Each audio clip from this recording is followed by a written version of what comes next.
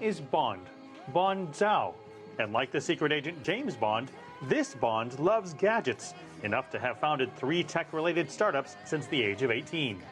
His latest product is Linner, which he says is one of the lightest, most affordable earbuds with USB charging and noise canceling across a wide range of frequencies. Most of the US companies, they have a good technology, but they commercialize that like with a really high cost. With a reasonable labor in China, we can make stuff in a reasonable price. And that's, I think, why China can surpass in the US technology. Linner still chooses to have a dual headquarters, one in Shenzhen, China, and one in Silicon Valley, too, partly because launching on U.S. crowdfunding site Kickstarter helps them raise money well in advance of their product being ready. In the U.S. market, we have the most early adopters. U.S. people, they want to appreciate for the technology that you bring, so they are willing to give you lots of time. Bond says another area Silicon Valley is way ahead of China in is intellectual property protection.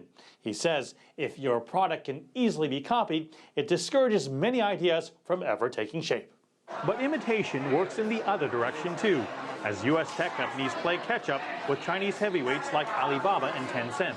Overall, in terms of technology, certainly Silicon Valley is the leader. But in the space of mobile internet, and especially in mobile payment and finance, I think China is leading. Venture capitalist and Stanford physics professor Shou-Chung Zhang helps bring Chinese investment to U.S. startups, which in turn helps those companies adopt a global focus that includes the China market. Because something is rather backward, it gives China an opportunity to leapfrog into the next generation of technology.